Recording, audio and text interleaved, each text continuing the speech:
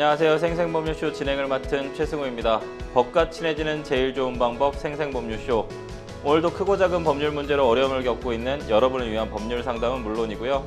세상을 들썩이게 하는 이슈들을 법적으로 풀어보는 시사법률 토크까지 준비되어 있습니다. 법률과 관련해 궁금한 내용이 있으신 분들은 상담 전화 02-557-8295번으로 연락 주시거나 법률방송 홈페이지 접속 후 법률 상담 게시판에 문의 남겨주십시오. 그리고 아래 하단에 보이는 이메일로도 상담 문의 받고 있습니다. 각 분야 전문 변호사가 무료로 성심성의껏 상담해 드리니까요. 많은 참여 바라겠습니다. 지금 이 방송은 유튜브를 통해서도 실시간으로 함께 방송되고 있으니까요. 많은 시청 부탁드리고요. 유튜브를 통한 소통의 창구도 활짝 열어두겠습니다. 그럼 오늘 도움 주실 변호사님 소개해 드리도록 하겠습니다. 법무법인 상림의 정소영 변호사님 자리하셨습니다. 어서 오십시오. 네, 안녕하세요. 정소영 변호사입니다. 성심성의껏 최선을 다해서 상담을 해드리도록 하겠습니다. 네, 변호사님. 오늘도 억울하고 답답한 분들에게 명쾌상쾌 통쾌한 상담, 유익한 상담 해주시길 기대해 보도록 하겠습니다. 생생법률쇼 그럼 오늘 접수된 상담 미리 살펴볼까요? 요양원의 사고로 어머니의 건강이 악화됐어요. 사망한 동생의 재산 어떻게 처리해야 할까요? 재혼 배우자는 상속을 못 받나요? 임차인 사망과 목적물 원상복귀. 이렇게 다양한 분야의 상담이 접수되었네요. 잠시 후 변호사님과 함께 속 시원한 해결책 찾아보도록 하겠습니다. 시청자 여러분도 어떤 해결책이 제시가 될지 계속해서 함께 지켜봐 주시기 바랍니다. 생생법률쇼 첫 순서는 시청자 여러분이 법과 친해지길 바라면서 법적인 상식을 굵고 짧게 설명해주는 시간, 금요일에는 새롭게 시행되는 법령을 한눈에 쏙 살펴보는 이달의 법령으로 함께합니다.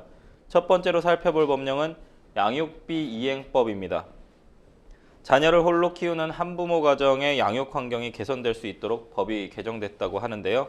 특히 오늘 27일부터는 양육비 이행 지원 전담기관인 양육비 이행관리원이 설립 9년 만에 독립된 법인으로 새롭게 출범하는 만큼 변호사님, 어떤 부분들이 개선될지 좀 자세히 살펴봐 주시죠.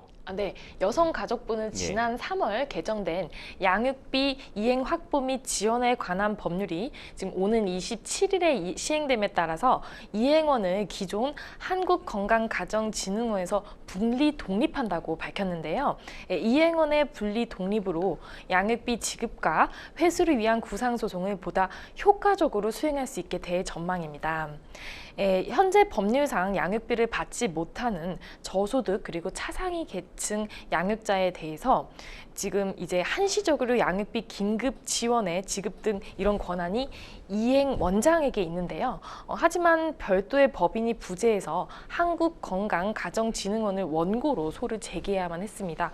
근데 이제 이행원 관계자의 말에 따르면 원고 적격 여부 심사로, 즉 한국건강가정진흥원을 원고로 소를 제기하게 되면 원고 적격 여부를 별도로 심사하는 과정이 오래 걸려서 이 소송이 지체돼서 양육비를 받기까지의 기간이 상당히 늦어지는 사례가 적지 않았던 그런 사안이었습니다. 그래서 내부적으로 또 인력이나 예산 등 이행원의 근무 환경도 굉장히 좋지 않았는데 좀 이게 개선될 것으로 기대되고 있는 상황인데요. 지난 5월 기준으로 이행원의 소속 변호사는 총 11명으로 일부는 관리자급이거나 또 한국건강진흥원에 파견을 간 그런 구조였는데요. 이 중에서 이제 직접 소송을 하는 변호사는 7명에 그쳤습니다. 근데 이제 지난해 이행원 변호사 1명이 맡은 소송 건수가 평균 253건에 달했지만요. 이거에 비해서 예산이 좀 한정돼 있어서 임금이 업계 평균에 비해 좀 낮은 편인 반면 양육비를 지급할 능력이 없거나 또 고의로 내지 않으려 하는 채무자는 또 굉장히 많아서 또 이런 채무자들을 쫓다 보니 업무 강도가 좀 만만치 않은 그런 상황이었습니다. 그래서 이번에 이행원의 독립이 됨으로 인해서 여가부는 양육비 이행률을 지난해 이제 42.8%에서 오는 2027년까지 55%로 높인다는 그런 계획입니다. 그리고 또 이 양육비의 회수율은 2029년까지 40%로 끌어올릴 그런 방침입니다.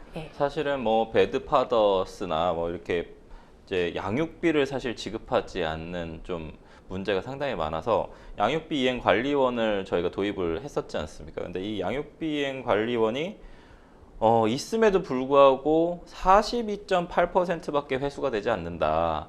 그럼 거의 50%는 양육비를 지급하지 않고 있다라는 얘기잖아요. 좀 심각한 문제인 것 같고 그 양육비 이행 관리원에서 변호사가 11명이 있는데 그중에 이제 7명이 소송을 하는데 한 명당 처리하는 소송 건수가 253건. 너무 많은 것 같고 혹사하는 것 같은데 좀 뭔가 좀 개선이 필요해 보입니다. 양육비 이행법 일부 개정안이 좀 시행됨에 따라서 고의로 양육비를 주지 않는 부모에 대한 제재 절차, 제가 방금도 말씀드렸습니다만 50%가 넘는 지금 어찌됐든 부모가 양육비를 안 주고 있는 거지 않습니까? 이런 상황에 제재 절차가 좀 약하다라는 좀 비판이 있었는데 이 제재 절차 좀 간소화된다고요?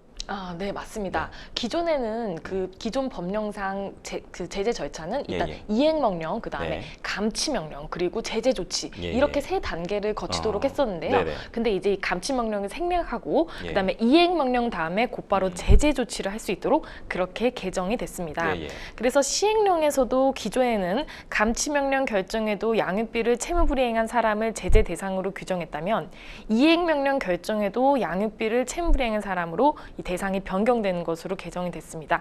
좀 더 그 내용을 구체적으로 살펴보면 우선 이행명령 결정에 따라 지급해야 하는 양육비 채무 중 이행하지 않은 양육비 채무가 3천만 원 이상, 그리고 이행명령 결정을 받고도 3기 이상 그 의무를 이행하지 않는 경우에 운전면허 정지 요청, 그리고 출국 금지 요청, 그리고 명단 공개 대상이 되도록 하였습니다. 이번 개정으로 6개월에서 1년치의 기간이 단축될 것으로 보이는 그런 사안입니다. 네. 그러니까 세 단계가 있었는데 그걸 좀 두 단계로 빠르게 좀 집약한 것 같은데 꽤 효율적일 것 같은 게 운전면허 정지 요청, 그다음에 출국 금지 요청, 그다음에 뭐 명단 공개 이런 부분들이 사실 실효적으로 상당히 의미가 있을 것 같습니다, 변호사님. 좀 뭔가 좀 양육비를 지급하는 부모의 역할을 좀 하는 그런 좀 사회가 됐으면 좋겠네요. 그동안은 경찰이 실종 아동 및 노인 등을 찾을 때 개인 위치 정보, 통신 사실 확인 자료 등의 제한된 정보만을 확보할 수 있다가 보니까 골든타임을 놓치는 등 신속한 수색에 어려움을 겪는 일이 많았다고 합니다. 그런데 이번에 개정된 실종 아동법에 따라서 앞으로는 아동과 치매 노인의 실종 사건 발생 시 경찰이 즉시 확보할 수 있는 자료 범위가 확대돼서 수색 시간도 크게 단축될 것으로 예상되고 있습니다. 변호사님, 이 내용 좀 더 살펴봐 주시죠. 네, 기존 법상 경찰은 예. 아동 및 노인을 이 실종 아동이나 노인을 찾을 때 그다음에 개인 위치 정보, 그리고 통신 사실 확인 자료 등 제한된 정보만을 확보할 수 있었는데요. 그 외에 CCTV 정보나 아니면 대중교통 및 신용카드 이용 내역을 살펴보려면 관계 기관의 자료 협조 요청을 위해 영장을 발부받아야만 했습니다. 그렇다 보니까 경찰들은 이런 실종 아동을 찾기엔 골든타임, 시간이 굉장히 중요한데요. 골든타임을 놓치는 듯 그런 신속한 수색에 많은 난항과 어려움을 겪어왔습니다. 하지만 이번 개정안을 인해서 경찰은 CCTV 정보, 신용카드 정보, 진료기록 등 여러 추가 정보들을 바로 확보할 수 있게 돼서 신속한 수색이 가능하게 됐는데요.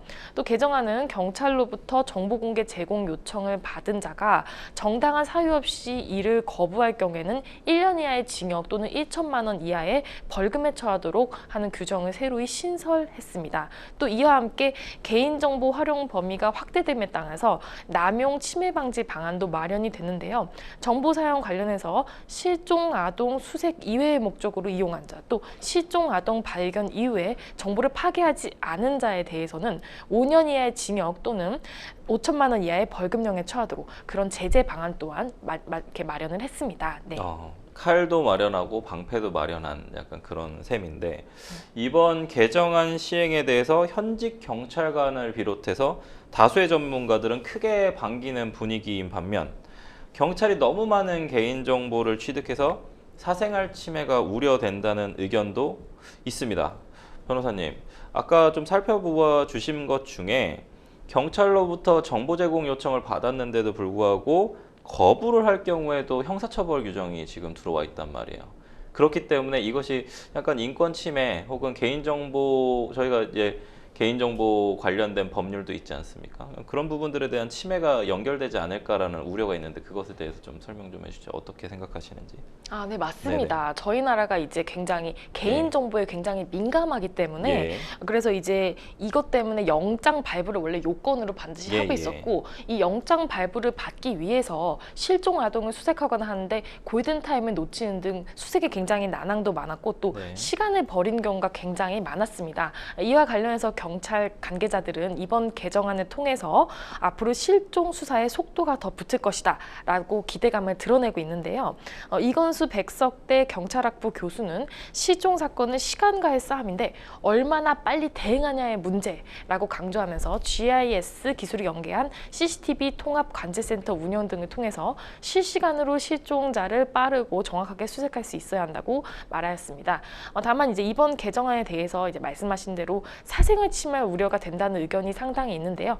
이에 대해서 이제 이 교수님께서는 실종 사건의 경우 실종된 특정인을 대상으로만 추적이 이루어지기 때문에 사실 정보 유출에 대해서는 걱정할 필요가 없다 의견을 주시기도 했고 또 국민 입장에서 경찰에게 책임과 권한을 줘야 경찰도 더 적극적으로 일할 수 있기 때문에 또 아울러 이와 덧붙여서 나이 제한 기반으로 한 실종 수사 정책과 시스템 역시 새롭게 바뀌어야 한다는 주장도 제기되고 있습니다.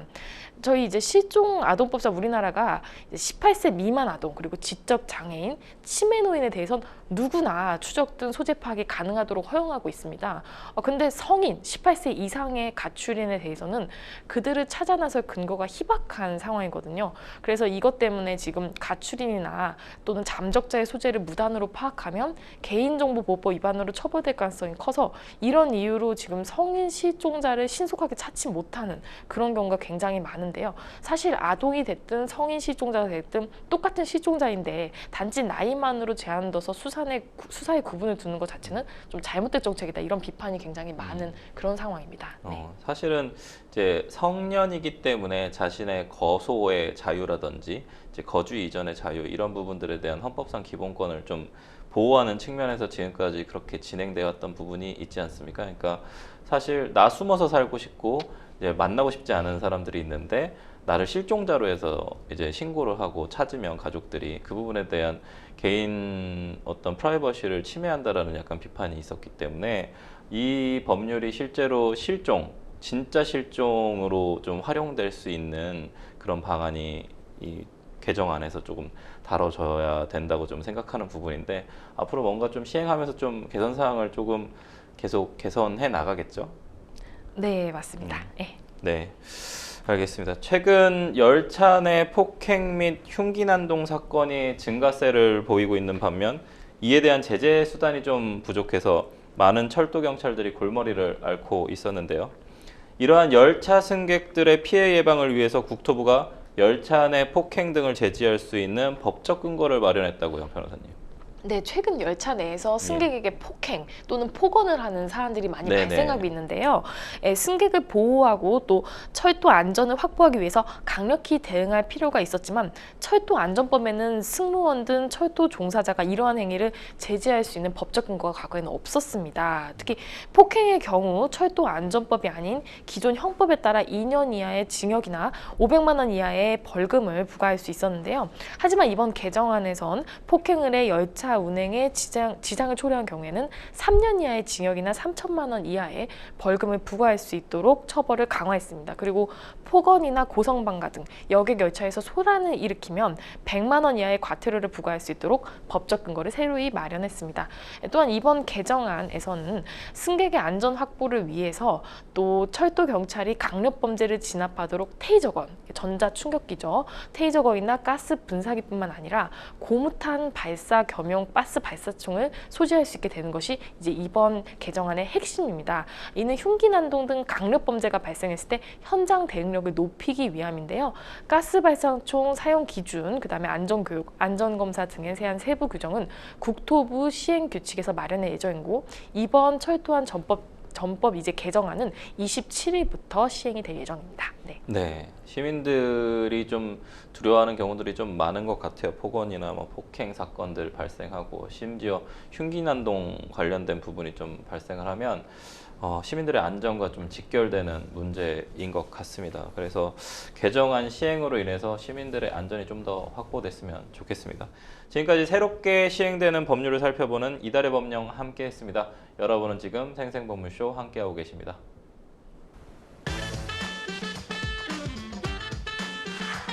어렵고 복잡한 법률 문제로 고민하고 계신가요?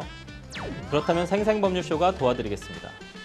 생생법률쇼에선 민사, 형사, 가사 등 각 분야 전문 변호사들이 매년 800여 건의 법률 문제를 속 시원하게 해결해 드리고 있는데요. 그럼 무료로 법률 상담을 받을 수 있는 3가지 방법 지금부터 소개합니다. 첫째, 02-557-8295번으로 전화해 법률 상담 신청을 한다. 둘째, 법률방송 홈페이지에 접속해 법률 상담 게시판에 사연을 올린다. 셋째, 지금 화면에 나오고 있는 이메일 주소로 사연과 연락처를 보낸다. 속 시원한 법률 상담 프로그램 생생법률쇼. 지금 바로 상담 신청하세요.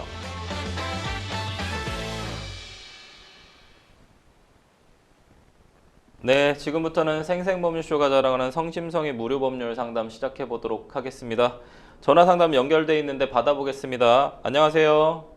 안녕하세요. 네, 안녕하세요. 어떤 점이 궁금해서 연락 주셨을까요? 요양원에서 네네. 어머니가 저기 뭐고 네. 뭐라고 얘기해야 되나?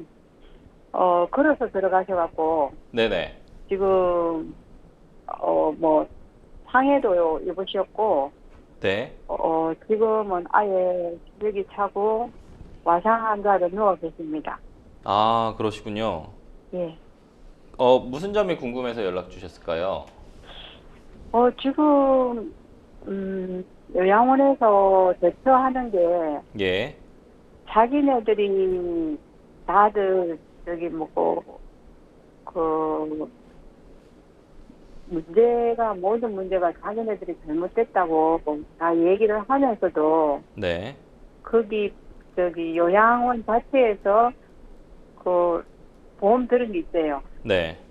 근데 그걸로 갖고 우리 보고 처리를 하라고 얘기하더라고요. 네. 근데 이제 그분들이 저 보험사에서 연락이 왔는데, 예예. 보고, 이제, 뭐고, 병원비만 네. 들어간 거를 자기네들이 처리해 줄 수 있다. 네. 이렇게 말씀을 해요. 네네. 근데 저는 정말 걸어 들어가셔갖고 딱 한 달 만이거든요. 네. 한 달 만에 저렇게 온 만신을 치매하고, 네. 뭐, 파킨슨이 올 정도로 네. 안 좋으셔요. 상태가 좀 안 좋아지셨다는 말씀이시죠? 너무 안 좋아졌어요. 네, 사연 우선 잘 들었고요. 옆에 정소영 변호사님 나와 계시거든요. 인사 나누시고 상담 받아보도록 하겠습니다. 네네. 네. 네, 안녕하세요. 예. 네, 안녕하세요. 예, 정소영 변호사입니다. 네. 네. 네, 저희 이제 일단 상담을 제가 추가적으로 하기 위해서 제가 추가적으로 좀 질문 드릴 게 있는데요. 네. 네. 우선 첫 번째로 어머니께서 넘어지는 장면을 혹시 직접 CCTV 확인을 하신 게 맞으실까요? 네. 네네. 그 장면 안에서 어머니께서 혼자 걸어가시다가 원래 부축이 필요하신 상황일 수 있는데 부축 없이 혼자 걸어가시다가 넘어지셔서 상처가 난 것으로 보인다고 하셨는데 이게 사실관계가 혹시 맞으실까요? 네. 네, 그게 맞습니다. 혹시 별도로 뭐 폭행이 있다거나 그런 어떤 노인학대 정황이 있는 부분은 아니실까요, 혹시? 그거는 아닌 것 같는데, 우리한테 이제, 그거를, 거짓으로 보고하기로는, 어머니가 화장실에 우리 이제 가셔갖고, 혼자서 기저귀를 네. 이제 어르신들이 소변을 들이니까, 네. 항상 기저귀를 한대요. 네. 팬티 기저귀를.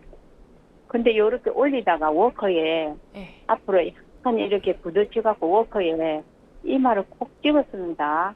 네. 이렇게 하고 전화가 왔어요. 알고 계시라고. 그래서 예. 그러실 수도 있는데 아이고 뭐 다른 문제는 없겠죠. 이러니까 예, 보호자님 다 문제 없습니다. 예, 그렇게 일단 알고 계세요. 이러고 문자가 왔어요. 네. 근데 CCTV를 확인을 하니까 네. 그게 아니에요. 다 거짓말이에요. 네. 새벽에 엄마가 그때가 1시 반인가 거의 2시 다 돼서 일어나셔갖고 이제 화장실을 가자고 얘기했나 봐요. 사진 나오고 있는데요, 지금. 근데 이제 화장실을 가자고 얘기를 하고 있는데 간호사가 신발을 갖다 주고 워커를 넣으면서 신으라고 하는가 봐요. 그래서 이제 신고 이제 가시는데 그 가는 분을 옆에서 저기 저 요양사가 그냥 서서 가요. 네. 엄마는 이제 워커를 끌고 가다가 막 화장실을 그 방 안에서 여마친 데밖에 안 되는데 비틀거리고 걸어가시는 거예요. 네. 막 우리가 봐도 불안해. 근데 옆에 뭐 요양사는 아무렇지도 않나 봐. 화장실 딱 입고 들어가자마자 그 화장실 안에는 원래 CCTV가 없다더라고요. 네. 근데 화장실에 딱 그 그림자가 비치는데 들어가자마자 창 넘어지시더라고요. 네. 엄마야, 그래서 저거는 아니지 않냐. 그래, 막 자기네들이 막 그때 막 간호사들 불러서 막 여러 명이 와서 이제 난리가 났어요. 네. 한참을 그게 저 화장실에서 못 나오시더라고. 그래, 그 장면을 보고 너무 당황스러웠어요. 제가. 지금 사진 나왔는데 좀 네. 부상 부위가 조금 심한 것 같아요, 어머니가. 네, 맞습니다. 지금 부상이 좀 심하신 편인데 그냥 넘어져서 생기신 것 치고는 근데 부축도 해주지 않고 요양원에서요. 네. 그리고 이 뒤에 사후 처리로 네. 병원도 안 모시고 가고 네. 바이탈만 이상이 없다고 네. 자기네들이 안 모시고 갔다는 거예요. 우리가 나중에 아니 얼굴이 이렇게 된 상태면은 입 나서 다쳐갖고 눈으로 내려온다고 해도 이건 아니지 않냐.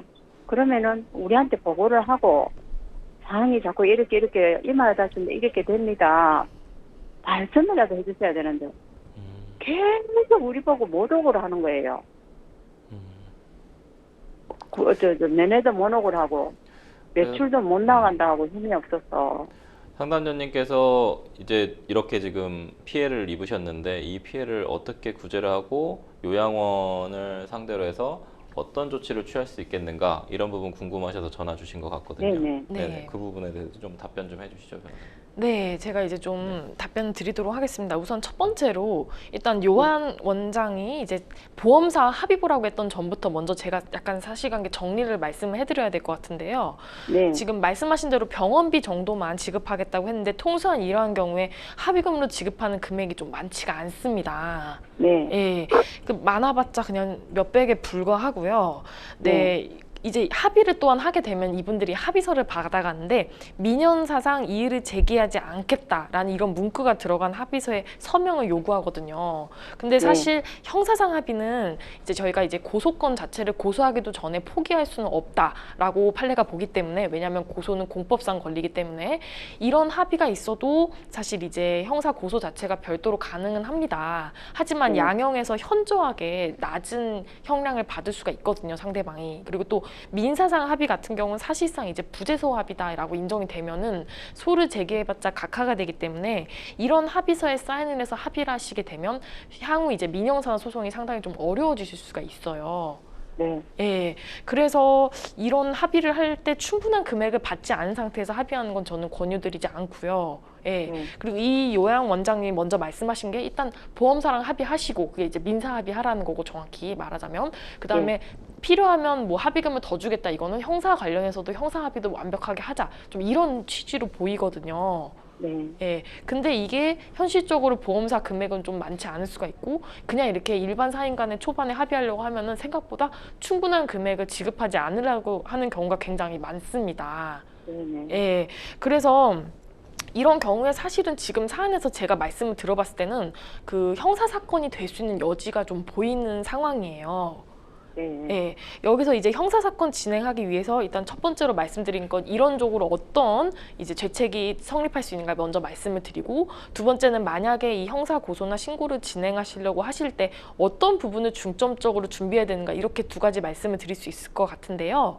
네. 예, 우선 첫 번째로 이제 어머니에 대해서 지금 어머니께서 일단 이제 정리할 부분이 이 화장실 들어간 입구에 들어가자마자 거의 뭐 그 전에도 가기 전까지도 부축을 제대로 하지 않았고 그랬기 때문에 들어가서 이제 넘어지신 건데 사실 이제 어머니께서 한 80세 고령 정도로 알고 있습니다만 원래 네. 만 50세 이상이시면 노인복지법이 저희가 적용이 되거든요. 그래서 노인복지법 제 55조의 3에서 이제 그 방임행위 즉 이제 자신의 보호 감독을 받는 노인을 유기하거나 아니면 의식주 포함 기본적인 보호 및 치료를 소홀히 하는 이런 방임행위가 만약에 인정이 되면은 이 5년 이하의 징역 또는 5천만 원 이하 벌금에 처하실 수가 있어요. 네. 예, 그래서 이런 노인복지법 위반이 적용이 될 여지가 있고 또 형법 제 268조 업무상 과실치상도 지금 적용될 소지가 있거든요. 그래서 5년 이하의 금고 또는 2천만 원 이하 벌금에 처하는 게 이제 업무상 과실치상입니다. 예.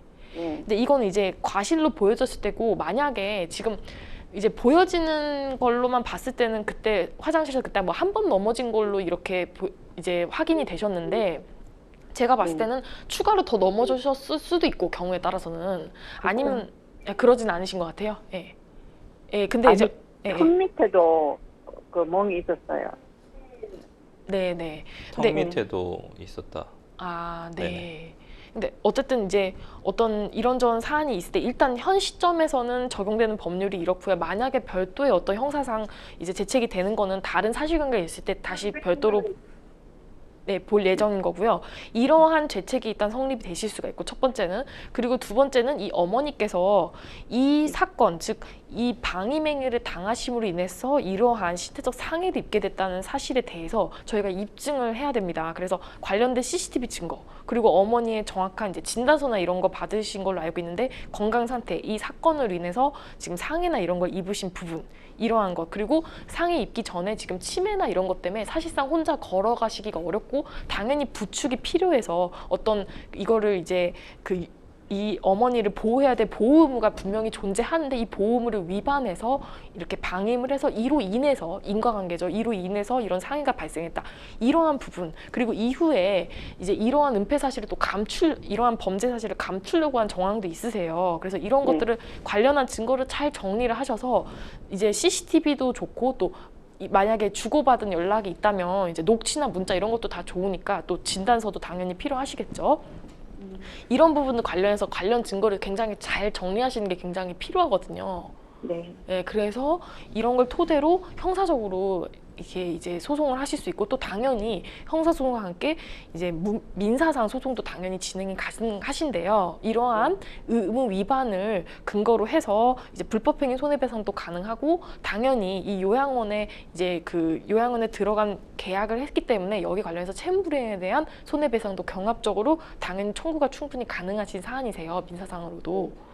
예, 그래서 이런 민형사상 조치가 가능하시고요. 여기서 추가로 하나 더 말씀드릴 거는 만약에 시청에 신고하면 이제 행정상 영업정지가 되는 건데요. 이거는 사실 이제 거기에 영업을 정지를 시키는 건데 이건 별도로 또 행정소송을 해서 별도의 사안이라서 이제 또 별도로 생각해 볼 건데 일단 이 피해 보상 측면에서 본다고 하면은 민형사상 조치를 하시는 것이 지금은 필요하신 사안으로 생각됩니다. 네. 네. 네, 상담자님. 아마 그 정소영 변호사님이 지금 얘기를 정말 디테일하게 다 설명을 드렸거든요. 근데 제가 좀 요약을 잠깐 해드리기 전에 만약에 이 내용 좀 이해 안 가실 수 있거든요. 왜냐면 뭐 약간 뭐 부재소합이나 이런 용어들이 사실 좀 어려우실 수도 있으니까 저희 방송 다시 돌려보시면 조금 더 여러 번 반복해서 보시면 좀 이해 되실 수 있을 것 같거든요. 그래서 간단하게 좀 정리를 하자면 그냥 보험사를 통해서 민사합의를 했을 때는 금액이 좀 적게 나올 수 있으니 형사처벌이 가능한 어떤 사안이라서 고소를 해보자, 피해자 쪽에 고소고발을 좀 해보자라고 해서 아까 얘기하셨던 노인복지법이나 혹은 업무상 과실치상 형법상의 어떤 업무상 과실치상으로 고소를 하고 그 다음에 그쪽에 이제 좀 압박을 줄 수 있는 부분을 말씀하신 것 같고요. 그다음에 두 번째는 민사상 손해배상 청구는 뭐 계약상 채무불이행도 되고 불법행위에 의한 손해배상도 되니까 손해배상 청구 소송을 하실 수 있다. 이게 두 번째고요. 세 번째로는 행정상 영업정지 처분도 받을 수 있기 때문에 그런 불이익을 가할 수도 있다. 요양원에. 그런 내용까지 해서 세 가지 해결책에 대해서 말씀드렸거든요. 네. 네, 좀 이해되셨나요? 이 부분은 뭐 어떻게 그 구체적으로 처리를 해야 되는지 부분은 가까운 이제 법률사무소나 전문가한테 좀 조력을 좀 받으셨으면 좋겠고요. 네. 좀 뭐 인터넷이나 아니면 구청이나 이런 데 찾아보시면 좀 쉽게 알 수 있는 내용들이니까요. 절차 관련된 부분에서는 추후에 좀 찾아보는 쪽으로 하도록 하겠습니다. 감사합니다. 네, 전화 주셔서 감사합니다. 오늘 상담 여기까지 하겠습니다. 고맙습니다. 네, 네, 감사합니다. 예. 네. 변호사님. 네. 정말 구체적으로 이렇게 디테일하게 하나하나 또 다 말씀을 해주셔가지고 그럼에도 불구하고 많은 도움이 됐을 것 같은데 네. 그럼에도 불구하고 좀 이 다양한 방안들 중에서 상담자님께서 좀 잊지 않고 기억했으면 하는 사안에 대해서 한 말씀만 해주셨으면 좋겠습니다. 네, 지금 이 사안 같은 경우에 형사 고소가 압박적인 의미도 있지만 사실 네. 형사 고소를 통해서 확정 판결을 받게 되시면 아. 그 확정 판결을 토대로 민사 소송을 굉장히 수월하게 진행을 하실 수가 있습니다. 왜냐하면 이 불법 행위가 사실상 확정 판결을 통해서 완전히 입증이 되기 때문인데요. 그래서 일단 이 형사상 어떤 위법 행위에 대해서 좀 고소를 진행해가지고 어떻게든 좀 이 부분 관련해서 확정 판결 받는 거에 좀 주력하시는 게 좋은데요. 이와 관련해서는 사실 형사 같은 경우 입증 책임을 더 강하게 물기 때문에 관련 증거를 좀 면밀하게 잘 정리하시는 게 굉장히 필요합니다. 그리고 만약에 제가 한 가지만 더 추가로 말씀드리면 이런 이제 이 요양원 같은 경우에 이런저런 뭐 처방도 있고 이후 조치 같은 게 있었을 것 아닙니까? 어떤 진료나 이제 이 어머니에게 어떤 처방을 했는데 이런 게 만약 적절치 않은 조치라고 한다면 이 진료 기록에 대해서도 전부 다 조회를 해서 여기에 감정을 하실 수가 있거든요. 만약 이제 특히 민사 소송에서 저희가 그 절차가 다 있기 때문에 이런 부분 감정 같은 거 진행하면 요양원이 제대로 된 조치를 안 해서 사실상 이 손해를 더 키웠다. 이런 부분도 추가적으로 입증해서 손해액을 확정시킬 수 있기 때문에 이런 부분들을 종합적으로 고려하셔서 진행을 하시면 되겠습니다. 네. 네, 정소영 변호사님께서 정말로 구체적으로 설명해 주셨고 조언까지 해주셨으니까 아마 상담자님께서 많은 도움 되셨을 거라고 믿습니다. 저희는 여기까지 전화 상담 마무리하겠습니다. 여러분은 지금 생생법률쇼와 함께하고 계십니다.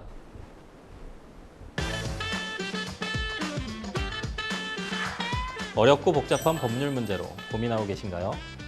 그렇다면 생생법률쇼가 도와드리겠습니다.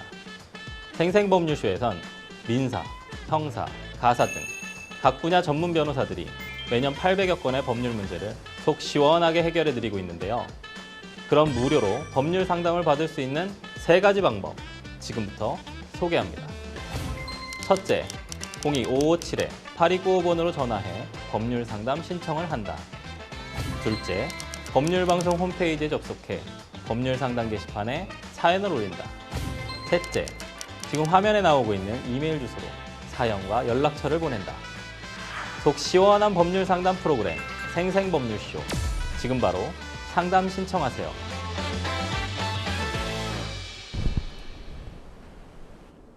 자, 이번에는 법률방송 이메일을 통해 들어온 여러분의 고민 해결해 드리도록 하겠습니다. 상담 내용 보실까요?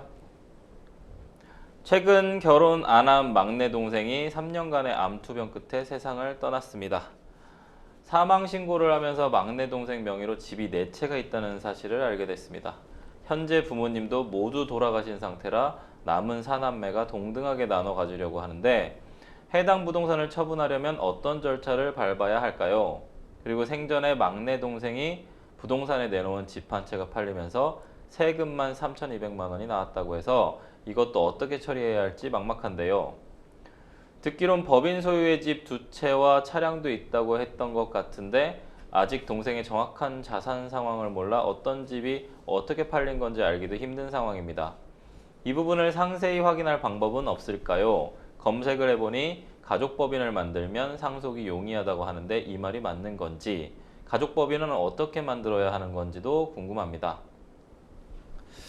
네, 이렇게 또 상담 주셨는데 세상을 떠난 막내 동생 명의로 남겨진 재산이 있는 상황입니다.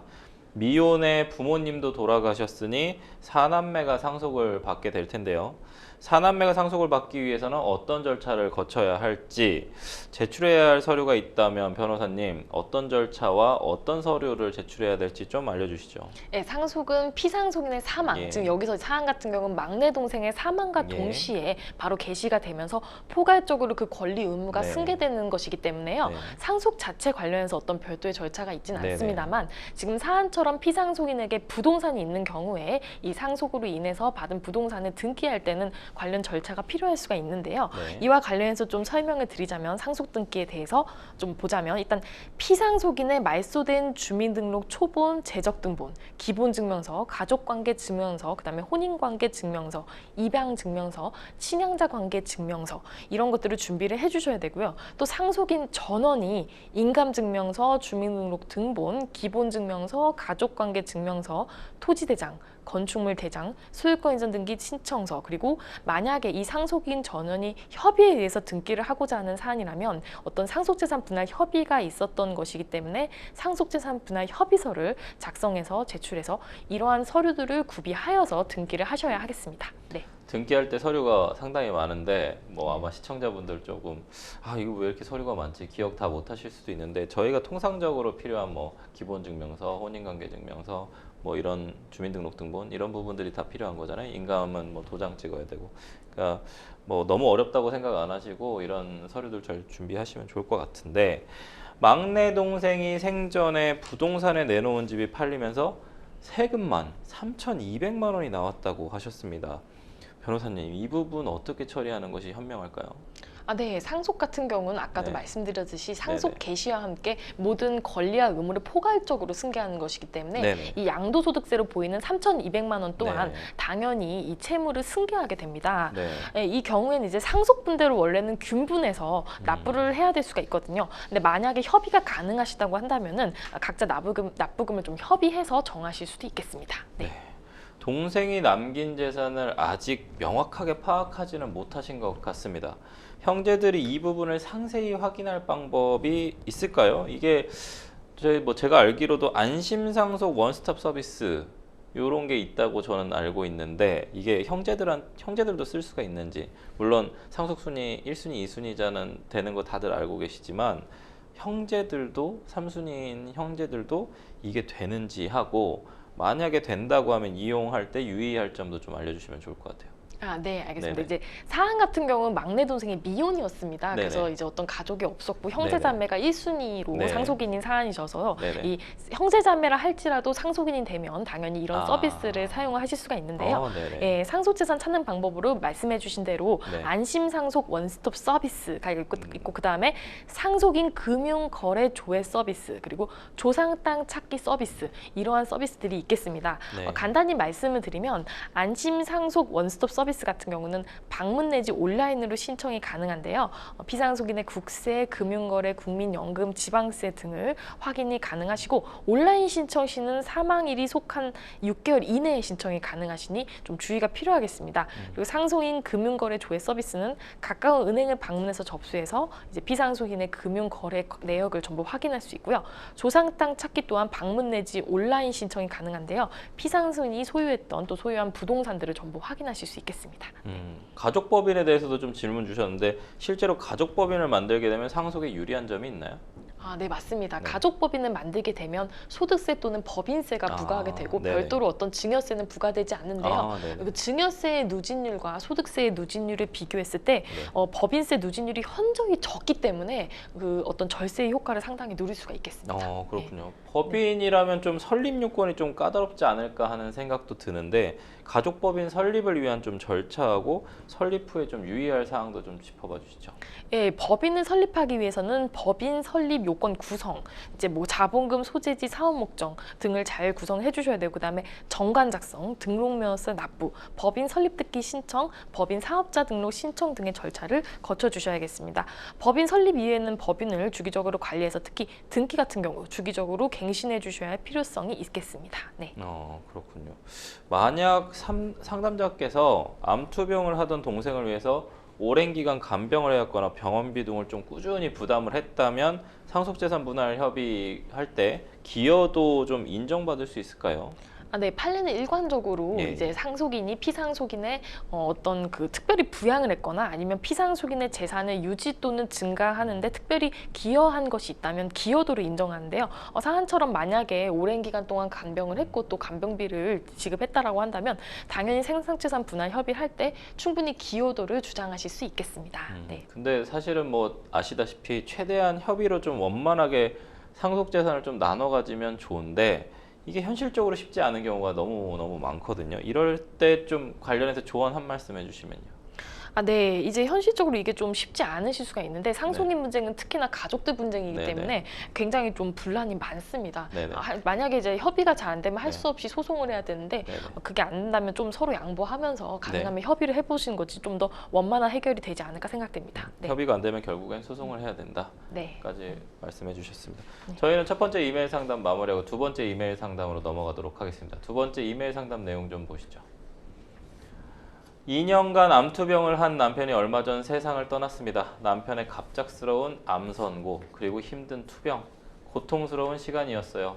사실 저희는 재혼한 부부였습니다. 그렇게 10년을 살았는데 남편이 암에 걸렸고 저는 최선을 다해서 간호를 했어요. 남편이 반드시 나아질 거라 믿었지만 하늘은 무심했습니다. 간신히 장례를 치르고 정신 놓고 살던 와중에 그동안 연을 끊고 지내던 남편의 아들이 저에게 연락을 해왔습니다. 사실 남편에게는 전처와의 사이에서 아들이 둘이 있습니다. 이혼하면서 전처가 키우게 됐고 지금은 다들 결혼해서 가정을 일군 성인입니다. 남편 생전에 아버지의 재혼을 못마땅하게 여겼던 아들들과는 거의 연락을 하지 않고 지내왔어요. 그런데 갑자기 저에게 전화를 해서는 재산 상속에 대해서 이야기하면서 제가 상속받지 않았으면 좋겠다고 대놓고 말하더군요. 10년도 같이 살지 않았는데 그럴 권리가 없지 않느냐면서 말입니다. 안 그래도 경향이 없던 저는 자세히 알아보겠다고 하면서 전화를 끊었는데요. 남편에게는 집과 토지, 연금과 보험, 현금 등의 재산이 있어요. 갑작스럽게 병에 걸리며 상속에는 신경도 쓰지 못하고 사망하게 됐고요. 인터넷으로 이것저것 찾아보니 법적 배우자가 상속 1순위라고 하니 제가 상속을 받는 게 맞는 것 같은데요. 제가 재혼한 배우자이다 보니 이 부분이 문제가 되는지 정말 받을 수 없는 건지 궁금해졌습니다. 또 남편은 전처와 이혼할 때 친권과 양육권을 다 포기한 것으로 알고 있어요. 그렇다면 남편의 아들 2명은 상속을 받을 수 없는 건지도 궁금합니다. 남편의 아들이 제가 상속을 포기하지 않으면 소송도 고려하고 있다고까지 말했는데요. 제가 어떻게 대응을 해야 할까요? 좀 안타까운 상황이네요. 변호사님, 좀 기본적인 것부터 좀 짚고 넘어갈까요? 일단 배우자 사망을 하게 되면 남은 배우자하고 자녀들이 상속 1순위가 되는 걸로 알고 있는데 지금 같은 경우엔 이 아들들 그게 맞나요? 상속 순위가 배우자랑 같이 받는 건가요? 네, 맞습니다. 아. 지금 말씀하신 대로 사망한 배우자의 네. 사망한 사람의 배우자와 그다음에 자녀들이 공동으로 1순위 상속인이 되겠습니다. 네. 그러면 지금 같은 경우에는 상속 비율은 좀 어떻게 되나요? 네, 법정 상속분의 경우 이제 배우자가 자녀에 비해서 5할이 가산돼서 네. 사안처럼 자녀 2명이 있는 상황이면 배우자가 7분의 3, 그다음에 두 아들이 각 7분의 2 비율로 상속을 받겠습니다. 이게 네. 재혼을 했단 말이에요. 이 재혼을 했을 때는 그럼 어떻게 되나요, 지금? 네, 재혼을 해도 혼인신고를 정상적으로 네네. 해서 법률상 배우자로 인정이 되면은 네. 상속 1순위입니다. 재혼과 상속 순위는 아무런 관계가 없습니다. 네. 그 전처하고 친권 양육권 포기했다고 했거든요, 남편이. 네. 이게 영향을 주나요, 상속에? 네, 친권이란 정확하게 네. 말하면 부모가 미성년 자녀에 대해 갖는 신분 재산상 권리와 의무고 네네네. 양육권은 미성년자 자녀의 양육에 관한 사항을 결정할 수 있는 부모의 권리이기 때문에 남편이 친권과 양육권을 포기했다고 하더라도 자녀들은 여전히 남편의 재산을 상속받을 수 있는 상속인의 지위를 가질 수 있습니다. 그러니까 전처 사이에서 낳은 아들들 둘에게 네. 상속이 어쨌든 원칙적으로 네. 일어난다라는 말씀. 한마디로 영향을 안 준다. 친권 양육권 포기한 것은 영향을 주지 않는다라는 말씀이시고, 그러면은 이거 어떻게 해야 될까요? 우리 상담자님께서 원하시는 걸 좀 얻으려면요. 예, 일단 이제 예. 그 여기서 남편 아들분들이 상속을 네. 포기해달라면서 이제 소송까지 거론을 예, 예, 했습니다만 예, 예. 사실 이제 이런 사안 같은 경우 남편 아들분들이 상속재산 분할 심판 청구를 네. 제기할 가능성이 상당히 높은 경우거든요. 예, 예. 이제 원래 상속재산 분할 심판 경우에 기여도가 만약 높게 인정이 되면은 기여도가 높은 사람이 모두 상속재산을 받게 되고 나머지 사람들은 받지 못할 수가 있어서 이러한 것들을 고려해서 상속재산 분할 심판 청구를 할 수 있는데 네. 지금 사안 같은 경우 상담자님께서는 오히려 남편 간병 등을 하셔서 기여도가 높기 때문에 네. 이런 취지로 이제 그 아들분들의 상속재산 분할 심판 청구를 방어하실 수 있겠습니다. 결국은 상속 지분 비율대로의 상속은 피할 수가 없는데 결국 우리 쪽에서 할 수 있는 거는 기여분을 주장해서 상속분을 우리가 좀 많이 가져오는 쪽으로 소송을 좀 진행을 해야 될 것 같다라고까지 말씀을 해주셔서 뭐 해결책이 좀 이런 해결책 말고는 또 다른 건 없나요? 네, 사실 이제 상속재산 분할 협의가 서로 협의를 통해서 그냥 네네. 만약에 조정이 되면 가장 좋기 때문에 네. 좀 많은 대화를 하셔서 만약 협의하실 수 있으면 협의를 해보시고 안 되면 할 수 없이 소송 절차를 통해서 해결하실 수밖에 없겠습니다. 이 상속 관련해서 재혼 가정 갈등 상당히 심하거든요. 미연에 좀 방지할 수 있는 방법도 있습니까? 네, 사실은 이제 피상속인이 이제 생전에 미연에 좀 이런 부분들을 뭐 네. 증여를 미리 한다거나 해서 정리를 네네. 해놓으시면 좀 좋겠습니다. 네네네. 네. 증여를 할 수도 있고 뭐 유언을 네. 할 수도 있고 네. 뭐 예를 들어 뭐 재소전 화해 이런 것도 할 수 있습니까? 사실 재소전자까지는 잘 하는 경우는 많지는 않고 네네. 말씀하신 대로 증여나 유언을 통해서 해결하는 네네. 경우가 많긴 합니다. 네. 네, 알겠습니다. 어떻게든 또 상담자님께서 기여분 주장을 해서 이 문제 현명하게 좀 대처해서 헤쳐나갈 수 있으셨으면 좋겠습니다. 두 번째 이메일 상담은 여기까지 마무리하고 세 번째 이메일 상담 내용 보도록 하겠습니다. 세 번째 이메일 상담 볼까요? 상가 하나를 임대해 주고 있습니다. 미용실 운영 중이었는데요. 근처에 미용실이 많아서 장사는 잘 되지 않았던 걸로 알고 있습니다. 월세와 공과금도 2달째 밀린 상태였고요. 근데 얼마 전 임차인이 사망했습니다. 곤란한 상황이 됐는데 임차인의 배우자와 자녀들이 상속 포기를 진행 중이라고 해요. 임차인 배우자가 연락을 해서 밀린 월세와 공과금을 보증금에서 제외하고 나머지를 돌려달라고 합니다. 현재 상가 계약은 6개월 정도 남은 상황인데요. 문제는 원상복구입니다. 미용실이 특수한 목적물이다 보니 계약할 때에도 원상복구를 하기로 합의했었습니다. 물론 계약서에도 명시되어 있고요. 저 역시 상가가 깨끗한 상태여야 다음 임차인을 구하기도 쉬울 것 같은데요. 임차인의 배우자에게 목적물 원상복구에 대해서 얘기하니 다짜고짜 화를 내면서 철거 비용으로 200만 원을 제외하고 남은 보증금을 돌려달라고 합니다. 이럴 땐 어떻게 해야 할까요? 라고 질문 주셨습니다. 복잡한 상황입니다, 변호사님. 이런 경우에 임차인이 사망을 하게 되면서 계약이 자동 만료가 혹시 되는 건가요? 아닙니다. 이제 임차인이 사망한다고 해서 임대차 계약이 곧바로 자동 만료가 되는 것은 아니고 네네네. 상속인이 임차인의 지위를 포괄적으로 승계하기 때문에 네. 이제 임대인 같은 경우는 사실 그대로 임대차를 유지할 수도 있지만 만약에 협의를 통해서 이제 이게 해지하는 것을 고려해 볼 수도 있는 사안이시기 합니다. 네. 네, 임차인 가족이 상속을 포기한다라는 좀 정보를 지금 임대인 분께서 좀 들으신 것 같아요.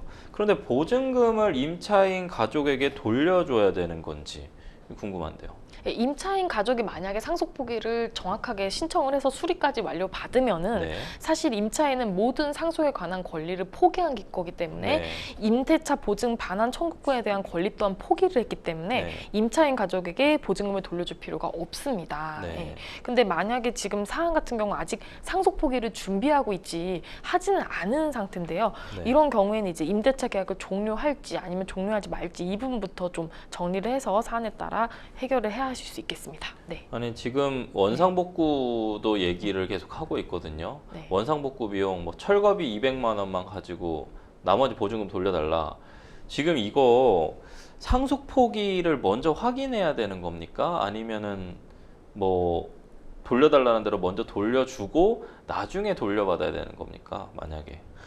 네. 일단 그 상속 포기가 어쨌든 상속 포기도 절차가 네. 필요해서 물론 당연히 상속 포기 신청을 했다라고 하면은 예. 사실상 이제 그 아마 상속 포기하는 어떤 정황이 있을 겁니다. 네네. 지금 무슨 말이냐면 다른 피상속인의 다른 채권자들이 있어서 그 채권자들이 이 임대차 보증금을 이제 압류 추심을 할 수도 있는 사안이시거든요. 그래서 네네. 상속 포기한 것이 맞다면 사실상 더 이상 이 상속인들과는 이제 어떤 권리 의무 관계를 얘기할 필요가 없는 상황이거든요. 상황이고요. 네. 근데 아직 상속 포기를 한 것이 아닌 상황이라면 어쨌든 이 상속인들이 맞기 때문에 상속 개시, 즉 피상속인 사망과 동시에 상속을 한 게 맞기 때문에 네. 이분들의 어떤 이제 원상복구에 관한 내용도 이분들과 얘기를 해야 되는 사안이십니다. 네. 아, 고민이 좀 상담자님께서 많으실 것 같은데 네.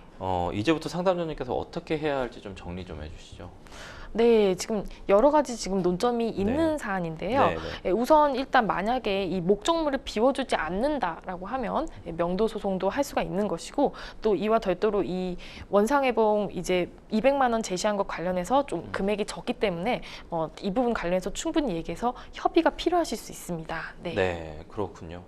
어느새 달려오다 보니까 벌써 생생법률쇼 마칠 시간이 됐습니다. 생생법률쇼 많은 분들의 상담 전화가 걸려오고 있는데요. 도움이 필요하신 분들은 주점하시고 연락 주십시오. 법률 상담 참여 방법 다시 한번 알려드리겠습니다. 상담 전화 02557-829번으로 연락 주시면 됩니다. 네, 생생법률쇼 오늘 함께해 주신 정소영 변호사님 감사합니다. 오늘 순서는 여기까지입니다. 시청해 주신 시청자 여러분 감사합니다.